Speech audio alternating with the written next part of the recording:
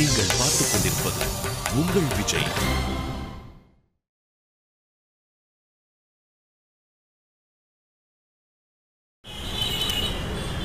கூட இருக்கிறவங்களாம் யூகே யூஎஸ்க்குன்னு வேலை செய்யும் போது நம்மளை கூப்பிட்டு எப்படி ஒரு வேலை கொடுக்குறாங்க பத்தியா? போதும் கார்த்திக், இவங்க கிட்ட குடிஞ்சு குடிஞ்சு வேலை செஞ்சது தூக்கி போட்டுட்டு வந்துரு. வேணா ராஜி, பொறுமையா இருப்போம்.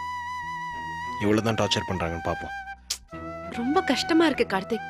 வேணும்னே உனக்கு இந்த மாதிரி வேலை கொடுக்குறாங்க. எதுக்கு இப்படி எல்லாம் பண்றாங்க? சில விஷயங்களை கம்ப்ளைண்ட் பண்ண முடியாது. யாருக்கிட்டேயாவது போய் இந்த மாதிரி ஒரு வேலையை கொடுத்துருக்காங்கன்னு சொன்னா எந்த வேலையா இருந்தாலும் சின்சியரா பண்ணுங்கன்னு தான் சொல்லுவாங்க. அதனால தான் நான் அமைதியா செய்றேன். மனசுக்குள்ள எரிச்சலா தான் இருக்கு. தப்பு கார்த்திக். ஏதோ ஒரு முக்கியமான வேலையை கொடுத்தாங்க. அட்லீஸ்ட் ஒழுங்கான இடத்தையாவது கொடுத்தாங்களா?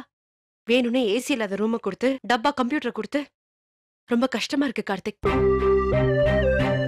நீ உட்கார்ந்து வேலை செய்யவாவது ஒரு நல்ல இடத்தையாவது கேட்க வேண்டியதானே? அது எப்படி கேட்காம இருப்பேன்? கேட்டேன். என்ன சொன்னாங்க? அதுக்கு நம்மளை விட கீழே இருக்கிறவங்களை கை காட்டி பாரு, அவங்கள விட நீ பெட்டரான இடத்துல தான் இருக்கேன்னு சொல்றாங்க. ஏன் நம்மளை விட பெட்டரா இருக்கிறவங்களை கை காட்டி எப்ப அப்படி ஆக போறீங்கன்னு கேட்க மாட்டாங்களா? எல்லாம் தெரிஞ்சுக்கிட்டு நீயே கேள்வி கேட்ட எப்படி? இது நீ எனக்காக கேட்க வேணாம், உனக்காக கேளு. அவ்வளவு தூரம் கஷ்டப்பட்டு வேலை செஞ்சிருக்க. நியாயமா கொடுக்க வேண்டிய ப்ரமோஷனும் உனக்கு கொடுக்கல. டீ ப்ரமோட் பண்ற மாதிரியான ஒரு வேலையை தான் உனக்கு கொடுத்திருக்காங்க. வா கார்த்திக், போயிடலாம். எப்படி கார்த்திக் இதெல்லாம் பொறுத்துட்டு இருக்க? ஏற்கனவே சொன்னதான் ராஜி, எவ்வளவுதான் அடிக்கிறாங்கன்னு பாப்போம். அதெல்லாம் ஒன்னும் தேவையில்ல, வா போயிடலாம். இல்ல ராஜி, விஸ்வநாத் சார் போறப்ப என்ன சொன்னார்? இந்த மாதிரி பிரச்சனைலாம் வரும், அதெல்லாம் தாண்டி தான் ஜெயிக்கணும்னு சொன்னார்ல. அவரோட வார்த்தைக்கு மரியாதை கொடுத்து தான் நான் பொறுமையா இருக்கேன். அதுக்குன்னு ஒரு அளவு இல்லையா? ஒரு பெரிய விஷயத்துக்காக நம்ம பொறுமையா இருக்கலாம். ஆனா காரணமே இல்லாம இப்படி கஷ்டப்பட வேண்டிய அவசியமே இல்ல கார்த்திக். இல்ல ராஜி, லக்ஷ்மிக்கு இப்பதான் ப்ரொமோஷன் கிடைச்சிருக்கு. விஷ்ணு லக்ஷ்மி இங்க வேலை செய்யற வரைக்கும் அவனு இங்க தான் வேலை செய்வான். அடுத்து என்னன்னு தெரியற வரைக்கும் நம்ம இங்க வேலை செய்வோம். அதுக்குன்னு எவ்வளவு அடிச்சாலும் வாங்கிக்கணும்லாம் இல்ல. போகணும்னு தோணுச்சுன்னா போயிடலாம். அந்த பிரேக் பாயிண்ட் இன்னும் வரல, வந்தா பார்ப்போம். கவலைப்படாத ராஜி. சார் வரார் பாருங்க. வணக்கம் சார். வணக்கம் சார். என்ன திடீர்னு வந்திருக்கீங்க? சாரி சார், உங்களுக்கு இன்ஃபார்ம் பண்ணாம வந்துட்டோம். Sorry for the disturbance. அதான் வந்துட்டீங்கல்ல, சொல்லுங்க என்ன விஷயம்? ஒன்றும் இல்லை சார், உங்களை பார்த்து ரொம்ப நாள் சொன்னோம், அதான் பார்த்துட்டு போலான்னு வந்தோம். நல்லது. நீங்களாம் எப்படி இருக்கீங்க? வேலையெல்லாம் எப்படி போயிட்டு இருக்கு? அதெல்லாம் அப்படியே தான் சார் இருக்கு. சாரி, மறந்தே போயிட்டேன். என்ன சாப்பிட்றீங்க? அதெல்லாம் எதுவும் வேணாம் சார், இப்போதான் வர வழியில் காஃபி டிஃபன்லாம் சாப்பிட்டு வந்தோம். சரி, வேற என்ன விஷயம்? அதை ஏன் சார் கேட்குறீங்க? ஆஃபீஸில் ஒரே தொல்லை, எங்கே பார்த்தாலும் ஒரே பிரச்சனையாக இருக்கு. நீங்கள் இருந்தப்ப பிரச்சனைலாம் நீங்கள் ஹேண்டில் பண்ணிப்பீங்க, நாங்கள் வேலையை மட்டும் பார்த்தா போதும். இப்போ நாங்கள் தான் பிரச்சனையெல்லாம் ஹேண்டில் பண்ண வேண்டியதாக இருக்கு. அதுவும் உங்களுக்கு ஒரு நல்ல வாய்ப்பு தானே. பிரச்சனையை ஹேண்டில் பண்ணி பழகிட்டீங்கன்னா நீங்க வளர்றது இன்னும் ஈஸி தானே. ஏதாவது 1-2 பிரச்சனையா இருந்தா நம்ம அதுல இருந்து கத்துக்கிட்டு வளர்ந்துடலாம். காலையில போய் சாயங்காலம் திரும்பி வர வரைக்கும் ஒரே பிரச்சனையா இருந்தா என்னதான் சார் பண்றது? அந்த பிரச்சனையிலேயே மூழ்கிடுறோம். ஏன் சார் சிரிக்கிறீங்க? இல்ல, நல்லதை கத்துக்க வேண்டிய நேரத்துல கத்துக்காம விட்டதால பிரச்சனை வர்றப்ப பயன்படுத்த நல்ல விஷயமே இல்லாம போயிடுச்சு. முன்னாடியே டைம் மேனேஜ்மெண்ட், அசர்ட்டிவ் கம்யூனிகேஷன் அந்த மாதிரியான விஷயங்களை நீங்க பிராக்டிஸ் பண்ணியிருந்தீங்கன்னா இப்ப பிரச்சனையை ஹேண்டில் பண்றது ஈஸியா இருந்திருக்கும். யாரோ சோறு போடுவாங்க, நம்ம சாப்பிட்டு சாப்பிட்டு தூங்கலாம் அப்படின்னு இருந்தீங்கன்னா இந்த மாதிரி பிரச்சனையோட தான் வந்து நிப்பீங்க. சார், இப்பெல்லாம் நியாயத்துக்கும் தர்மத்துக்கும் ஆஃபீஸில் இடமே இல்லை சார். நீங்கள் உட்காந்துருந்த அந்த சீட்டில் எங்களால் சூசனை நினச்சி கூட பார்க்க முடியல சார். அவங்க எந்த அளவுக்கு குறுக்கு வழியில் வேலை செஞ்சு இந்த பொசிஷனுக்கு வந்தாங்கன்னு எங்களுக்கு தெரியும். எல்லாம் எங்களுக்கு தெரியும் சார். நீங்கள் அவங்களுக்கு ஒவ்வொரு விஷயமா கற்றுக் கொடுத்து மேலே கொண்டு வரணும்னு நினச்சிங்க. ஆனால் அவங்க அதை விட ஃபாஸ்ட்டாக மேலே வரணும்னு குறுக்கு வழியில் வந்து எல்லாரையும் கஷ்டப்படுத்திட்டு இருக்காங்க. கொஞ்சம் இருங்க. இங்க ஒருத்தர் இல்லாதப்ப அவங்கள பத்தி பேசக்கூடாது.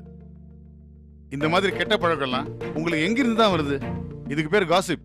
ஒரு நல்ல ஆர்கனைசேஷனை அல்லது டீமை இந்த காசிப் தான் கெடுக்கும். இந்த மாதிரி வம்பு பேசுறது இயலாமையிலும் கோழைத்தனத்துல இருந்து தான் வருது. உருப்படி ஏதாவது பேசணும்னா நம்ம 4 பேருக்கு நடுவில் உள்ள விஷயத்தை பத்தியோ அல்லது பொது அறிவு சம்பந்தமாவோ ஏதாவது பேசலாம். ஒரு தனி நபரை பத்தி அவங்க இல்லாதப்ப முதுகு பின்னாடி பேசுறத நான் ஒத்துக்க மாட்டேன். அது ஏன் முன்னாடி நடக்கக்கூடாது. இல்ல சார், இருந்தாலும் அவங்க பண்றது ரொம்ப அநியாயம் சார்.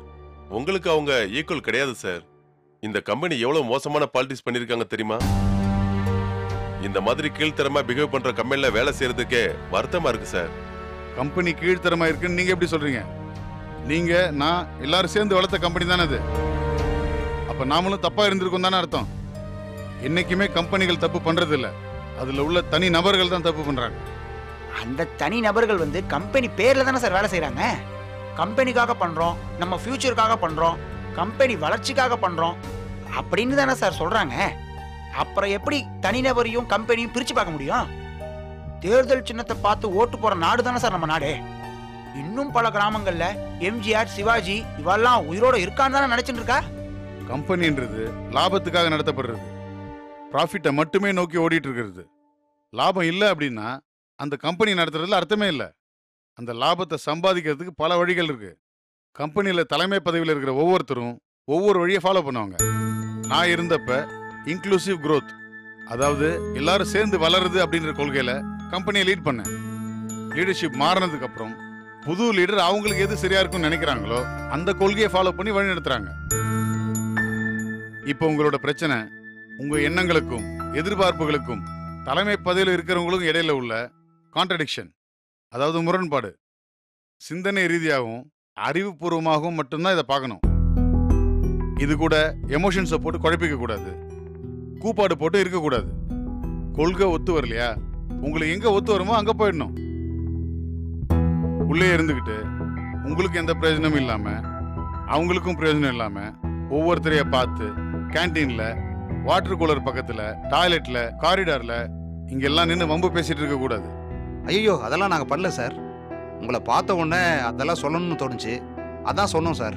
இத்தனை நாள் கம்பெனியில் தானே இருந்தேன், என் டோர் எப்பவுமே திறந்து தானே இருந்துச்சு. அப்பெல்லாம் நீங்க இந்த மாதிரி விஷயங்களை வந்து என்கிட்ட பேசினதே இல்லையே. இப்ப மட்டும் ஏன் இந்த மாதிரி விஷயங்களை பேசணும்னு நினைக்கிறீங்க? அதுவும் கால் கூட பண்ணாம திடீர்னு வீட்டில் வந்து உட்காந்து பேசிட்டு இருக்கீங்க. அதுவும் கம்பெனிக்கும் எனக்கும் எந்த சம்மந்தமும் கிடையாது. தனி நபரை பத்தி அவங்க இல்லாதப்ப பேசுறது எனக்கு பிடிக்கவும் பிடிக்காது. இந்த மாதிரி விஷயங்களை பேசுறதா இருந்தா நாம சந்திக்காம இருக்கிறதே நல்லது. உங்களை மாதிரி ஆட்களை நான் கிட்ட சேர்க்கறதே இல்லை. இல்ல சார், அது வந்து குறிப்பா சொல்றதா இருந்தா சூசனோட ப்ரொமோஷன் நான் இருக்கிறப்ப தான் டிஸ்கஸ் பண்ணி அவங்க இந்த பொசிஷனுக்கு வந்திருக்காங்க. அவங்க இந்த பொசிஷன்ல இருந்து லீட் பண்றதுக்கு இன்னைக்கு முழுமையா தயாரா எல்லாமே இருக்கலாம். ஆனா கண்டிப்பா அவங்க 70% ரெடி. இந்த பொசிஷனுக்கு தேவையான திறமையும் அனுபவமும் ஆற்றலும் பக்குவமும் அவங்க கிட்ட இருக்கு. புது விஷயங்களை கத்துக்கிட்டு வளரக்கூடிய ஆள் தான் அவங்க. எந்தவித சேலஞ்சையும் நேரா சந்திச்சு அதுல ஜெயிச்சு வரக்கூடிய ஆள். அதை அவங்களோட தனிப்பட்ட வாழ்க்கையில கூட நிரூபிச்சிருக்காங்க. ஒரு பொண்ணு கம்பெனி லீட் பண்ணாலே எல்லா ஆம்பளைங்களும் இலக்காரமா தான் பார்ப்பீங்க. அதுவும் ஒரு டிவோர்ஸி அந்த பொசிஷனுக்கு வந்தா இன்னும் இலக்காரமா தான் பார்ப்பீங்க. இந்த மாதிரி ஒண்ணுக்கு உருப்படாத சிந்தனையிலேருந்து நீங்கெல்லாம் எப்ப வெளியே வர்றீங்களோ அப்பதான் நீங்க வளர ஆரம்பிப்பீங்க. சோ பிரச்சனை கம்பெனியில இல்ல, உங்க சிந்தனையில தான். இதுக்கு மேல என் டைமை வேஸ்ட் பண்ணாதீங்க. அது மட்டும் இல்ல, கால் பண்ணாம இப்படி திடீர்னு வந்து என்ன டிஸ்டர்ப் பண்ணாதீங்க. நான் வேலை இல்லாம இருக்கேன்னு நினைச்சிடாதீங்க. முன்னை விட இப்ப டைம் பத்துறதே இல்லை. இனிமே நம்ம சந்திக்காம இருக்கிறது நல்லது. அப்புறம் வேற என்ன? சாரி சார், சரி நான் சார். கிளம்புறோம் சார்.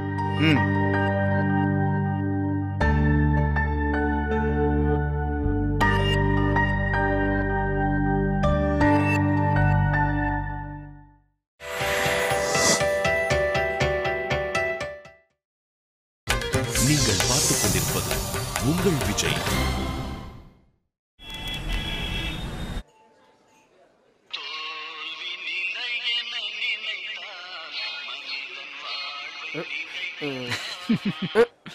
எப்பவுமே சிச்சுவேஷனுக்கு ஏத்த மாதிரி தான் ரிங்டோன் செட் பண்ணுவேன். முதல்ல ஃபோன் எடுத்து பேசுங்க. Hello madam, madam madam madam madam madam ஐயோ கட்டிடுறேன் மேடம், கன்ஃபார்மா கட்டிடுறேன். அதான் வந்துகிட்டே இருக்கேன். நான் நேத்து கேஷ் எடுத்து பாக்கெட்ல வச்சுட்டேன் madam. Please madam, please madam, அப்படிலாம் பண்ணிடாதீங்க மேடம். மேடம் நான் உங்க ஆபீஸ் வாசல்ல தான் நிக்கிறேன் மேடம். வந்துகிட்டே இருக்கேன் மேடம், இருங்க மேடம். அது என்னன்னா, டேய் நீ இந்த பக்கம் கெஞ்சன கெஞ்சல்ல இருந்து அந்த பக்கம் யார் பேசுனாங்க என்ன பேசுனாங்கன்னு தெல்ல தெளிவா புரிஞ்சுது. அடங்கு. அப்புறம் அடுத்த பிளான் என்ன? இன்னுமா இந்த உலகம் நம்மள நம்புது? நம்புதே. என்ன சார் சொல்றீங்க? இல்ல மதன், எனக்கு என்னமோ இது கஷ்டம் தான் தோணுது. கஷ்டம் இதுல தான் இல்ல, காரை வாடகைக்கு விடுறதுல கூட தான் கஷ்டம். கஷ்டப்படாம எதுவுமே நடக்காது சார். இல்லப்பா, கவாஸ்கர் நல்ல பிளேயர் தான். இருந்தாலும் அவர் இப்ப மேக்ஸ்வெல் மாதிரி ஆட முடியாதுல்ல. இப்போ நீங்க என்ன சொல்ல வரீங்க? மேட்டர் ஓவர் டோட்டல் டேமேஜ்னு சொல்ல வரோம். கரெக்டா சொன்ன மாமா. அண்ணே என்னண்ணே, அது அவர் சொன்னா கூட ஓகேண்ணே. நீங்க சொல்றீங்க, உங்களுக்கு என்ன வயசாச்சு? இல்ல மதனே, மார்க்கெட் ரொம்ப டைட்டா இருக்கு. இந்த சிச்சுவேஷன்ல நாங்க தேடுறது கொஞ்சம் கஷ்டம்னு தோணுது. அண்ணே என்னண்ணே, மார்க்கெட் சரியில்லை, பஸ் ஸ்டாண்ட் சரியில்லைன்னு சொல்லிட்டு இருக்கீங்க. ஒரு கம்பெனியில் காசை வாங்கிட்டு வேலை செய்யறப்போ அவனை ஏமாத்துறதுக்காக ஏதோ ஒரு காரணம் சொல்லிட்டு இருந்தீங்க. இப்போ இந்த காரணத்தை சொல்லி யாரை ஏமாத்த போறீங்க? நம்மளே ஏமாத்திக்கிட்டாதான். மதனே, உன் பேச்சை நம்பி இந்த கத்திரி வெயில்ல காடு மேடெல்லாம் சுத்தி என்னோட கலர் போனதுதாயா மிச்சம். ஆமா, இவரு அரவிந்த் சாமி கலர்ல இருந்தாரு, இப்போ அப்பு குட்டி கலருக்கு மாறிட்டாரு. அட போடாங். என்னண்ணே, யாருமே ஒரு சீரியஸ்னஸே இல்லாம இருக்கீங்க. என்னப்பா இப்படி சொல்லிட்ட? நாங்க சீரியஸா இல்லப்பா, இப்போ வெரி சீரியஸா இருக்கோம். இப்போ என்னதானே சொல்ல வரீங்க? முடியலப்பா, எங்களை விட்டுரு. தேவர் மகன் சிவாஜி சொன்ன மாதிரி நம்ம அப்ப விதை போட்டாதான் நம்ம பழம் சாப்பிட முடியும்.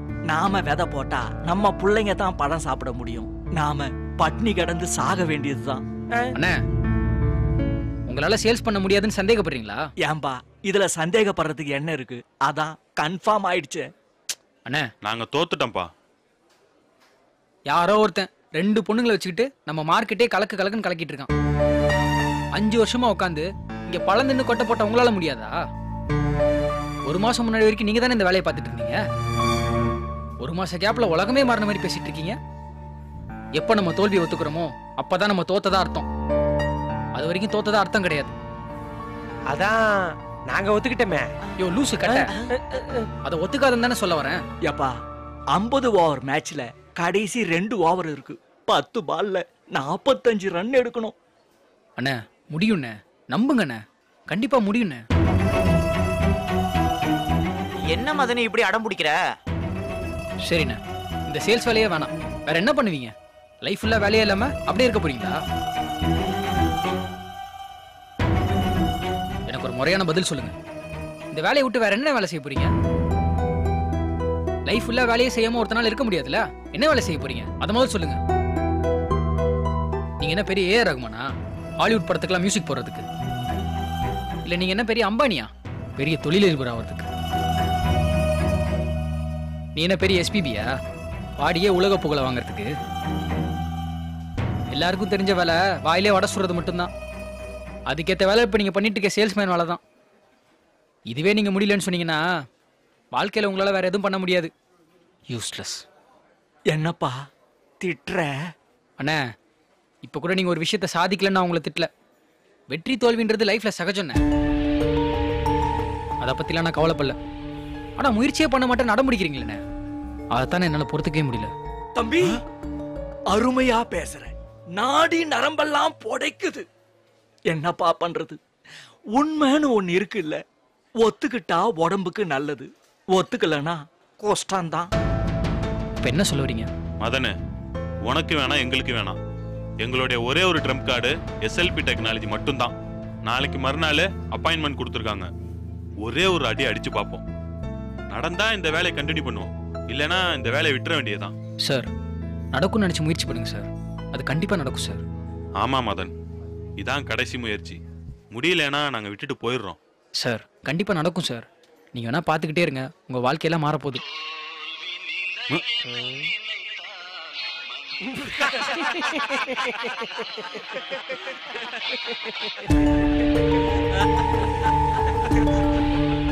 கடவுளே, இது எப்படியாவது நல்லபடியா நடக்கும். ஹாய், எப்படி இருக்க கார்த்தி? ஒரு நிமிஷம் அப்புறம் பேசுறேன். டே எஸ்கிமோ, என்ன இந்த பக்கம்? விஷ்ணுவை பார்க்கலான்னு வந்தேன், அவன் இல்லைன்னு சொல்லிட்டாங்க. யோ ஒழுங்கா பேசியா? நான் ஒழுங்கா பேசலையா? ஏன் சில்க் மாதிரி பேசுற?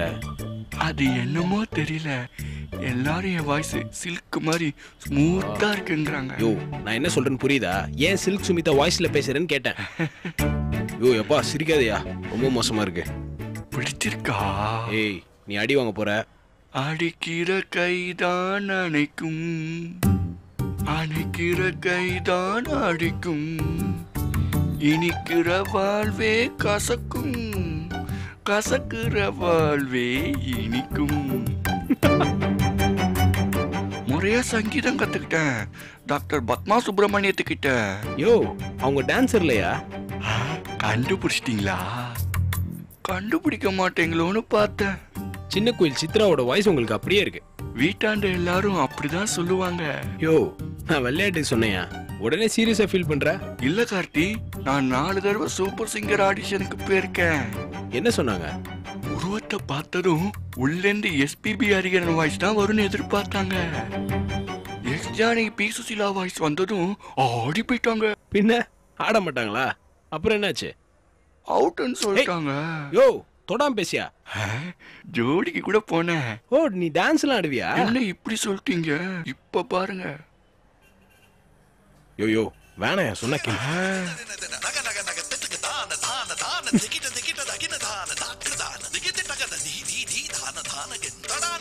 யோ எல்லாரும் பாக்குறாங்க, சொன்னா கேளியா? இந்த எஸ்கிமோ காலை தூக்கிட்டானா ஃபுல் ஸ்டெப் போடாம கீழே வைக்க மாட்டான்.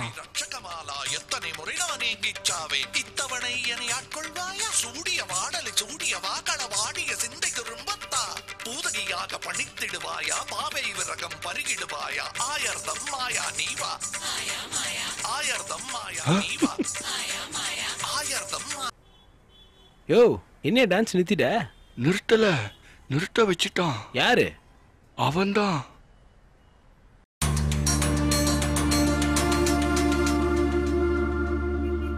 அவனை தெரியுமா உனக்கு? அவன் மனோஜ் தானே? ஆமா. அவன் எப்படி தெரியும் உனக்கு? அவனதான் ஊருக்கே தெரியுமே. அவன் இங்க என்ன பண்றான்? இங்கதான் வேலைக்கு சேர்ந்திருக்கான். ஏன் கார்த்தி, உங்க ஆபீஸ்ல கெட்டவங்களா பார்த்து பொறுக்கி எடுத்துதான் வேலை கொடுப்பீங்களா? என்ன எப்படி சொல்ற? அவன் ரொம்ப மோசமானவன். புரியல. மோசமானவனா? ஒரு பொண்ணை விட்டு வைக்க மாட்டான். அவனா?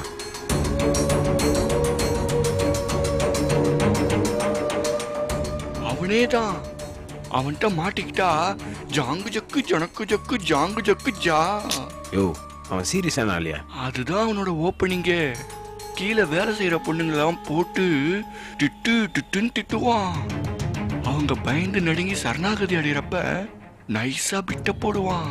யோ சும்மா சொல்லாதயா. God promise Karthik. ஒரு தடவை அவன் என்னாண்டிய ஐய அந்த அளவுக்கு மோசமானவன். மரத்துக்கு சேலை கட்டினா கூட 3 ரவுண்டு சுத்தி ரொமான்ஸ் பண்ணுவான். பார்த்துட்டே இருங்க அவன் என்னெல்லாம் ஆட்டம் காட்டுவான்னு. அவன் கீழே நம்பாலும் யாரும் வேலை செய்யல. மொத்தமா எல்லாருமே அவன் கீழே தான் வேலை செஞ்சாகணும். ஆம்பளைங்களுக்குலாம் ஓகே, பொண்ணுங்களுக்கு தான் கஷ்டம். என்ன பண்ணுவான்? முதல்ல அடி அடின்னு அடிப்பான். அப்புறமா மெதுவா அன்பா பேசி கோவம் இருக்கிற இடத்துல குணம் இருக்கிற மாதிரி ஒரு ஃபீலை கொடுப்பான். அப்புறம் நைஸா ஒரு மீட்டிங் பாண்டிச்சேரியில போடுவான். பாண்டிச்சேரியா? அதுதான் அவனோட ஃபேவரட் பிளேஸ். கூட வேலை செய்யறவள கூட்டு போவான். அப்புறம் மீட்டிங் நடக்காது, டேட்டிங் தான். என்னையா பெரிய வில்லனை சொல்ற மாதிரி சொல்ற? ஆமாம் கார்த்திக், நம்ம ஆளுங்களை அவன் கிட்ட எச்சரிக்கையா இருக்க சொல்லு. ஏய் சும்மா ரீல்லாம் இல்லையே. அவன் மூஞ்சிய பார்த்தா தெரியலையா உனக்கு? அகுமார் அயோக்கியன்னு மூஞ்சிலேயே எழுதி விட்டிருக்கு பாரு. நீ இப்படி முழிக்கிறத பார்த்தா நம்ம ஆளுங்க யாரும் அவன் கூட போற மாதிரியே தெரியுது. ஆமா. எங்க கூட்டு போறான்? பாண்டிச்சேரி தான். பாண்டிச்சேரியா? ஐயோ.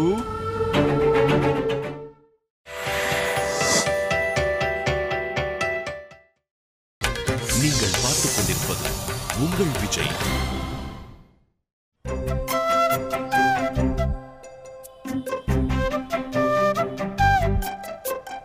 என்ன சைட் அடிக்கிற? என்ன ஏன் சைட் அடிக்க கூடாதா? கூடாது. ஏன்னா நீ ஒய்ஃப்.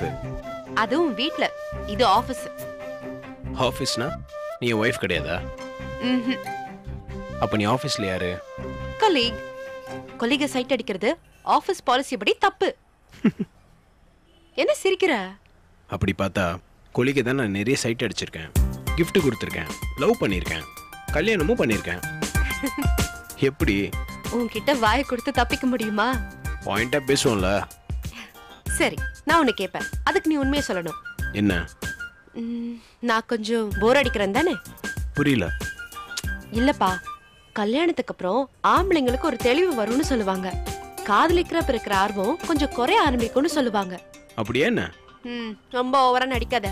உன் நெஞ்ச தொட்டு சொல்லு. முதல்ல என்ன ஆட்டோல பார்த்தப்ப இருந்த மாதிரி இப்ப இல்ல தானே? கண்டிப்பா இல்ல. எனக்கு தெரியும். அதை விட கண்ணா பின்னான்னு காதல் ஜாஸ்தி ஆயிருக்கு. போய் தானே? இல்ல, நிஜமா தான் சொல்றேன். எனக்கு கூட அப்படி தெரியலையே. அதான் வித்தியாசம். புரியல. காதலிக்கிறப்போ அடிக்கடி ரொமான்ஸ் பண்ணிக்கிறோம். ஐ லவ் யூ, மிஸ் யூன்னு சொல்லிட்டே இருக்கோம். ஆனா கல்யாணத்துக்கு அப்புறம் அப்படி சொல்லிக்கிறது இல்ல. ஏன் அப்படி? தேவையில்லைன்னு தான். காதல் கல்யாணத்துக்கு அப்புறம் கண்டிப்பா ஜாஸ்தி ஆகும். ஆனா அதை எக்ஸ்பிரஸ் பண்ணிக்கிறது குறையும். அதான் காதலோட அடுத்த லெவல். ஏதாவது ஒன்று சொல்லி என் வாயை அடைச்சிருவியே. சரி, அப்ப நான் வரட்டா? ஏ ராஜி, இரு. என்ன? லக்ஷ்மி எங்க? சூசனோட ஏதோ மீட்டிங்ல இருக்கா. ஓ, அவ அந்த மனோஜோட பாண்டி போறாளா? இது என்ன கேள்வி? போய் தானே ஆகணும். என்ன யோசிக்கிற? இல்ல, ஒண்ணும் இல்ல. என்னமோ இருக்கு, சொல்லு. மனோஜ் கூட முன்னாடி ஒர்க் பண்ண ஒருத்தன் இன்னைக்கு வந்திருந்தான். யாரு? அதுவா இப்ப முக்கியம். அவன் என்ன சொன்னான்னு கேளு. என்ன சொன்னா? மனோஜ் பயங்கரமான வில்லன்றான். எனக்கு ஒன்னும் பார்த்தா அப்படி தெரியலையே. கார்ப்பரேட் வில்லனுங்க ராஜி. பார்த்தாலும் அப்படி தெரிய மாட்டானுங்க. அதான் ஏற்கனவே அவகிட்ட நம்ம அட்வைஸ் பண்ணிட்டோமே. நீ இன்னொரு தடவை அவளை வார்ன் பண்ணு. அவ கேட்க மாட்டா கார்த்திக். சொல்லு ராஜி. லக்ஷ்மி தெளிவா சொல்லிட்டால, இனிமே அவகிட்ட போய் என்ன சொல்றது? அவன் தப்பா இருக்கான். உஷாரா இருக்க சொல்லுன்ற. நீ என்ன கன்வின்ஸ் பண்ணிட்டு இருக்க? இப்ப ஏன் கோவப்படுற? இந்த பொண்ணுங்களுக்கு காதுன்னு ஒண்ணு கிடையவே கிடையாது. யார் எது சொன்னாலும் எடுத்துக்கவே மாட்டாங்க. இல்ல கார்த்திக், 2 பேரும் தானே அட்வைஸ் பண்ணோம். அவ தான் கேட்கவே மாட்டேங்கிறா. அது அப்போ ராஜி. இப்போ மனோஜ் கூட வேலை செஞ்ச ஒருத்தன் தெளிவா அவன் என்னெல்லாம் பண்ணுவான்னு சொல்றான். அதை சொல்லி அவளை அலர்ட் பண்ண வேண்டியது நம்ம பொறுப்பு தானே. ஏன் நீயே சொல்றது? நான் சொன்னா சரியா வராது ராஜி. இப்போ மனோஜ் கூட தனியா போறது பிடிக்காம நானும் விஷ்ணுவும் சேர்ந்து அவகிட்ட போய் சொல்றத நினைச்சுப்பா. அது உண்மைதானே? உங்ககிட்ட போய் சொன்ன பார், என்ன சொல்லணும். சரி சரி, கோவப்படாத. நான் சொல்லி பாக்குறேன். சொல்லி பாக்குறது இல்ல, சொல்லி அவாய்ட் பண்ண சொல்லு. நான் சொல்றேன் கார்த்திக்.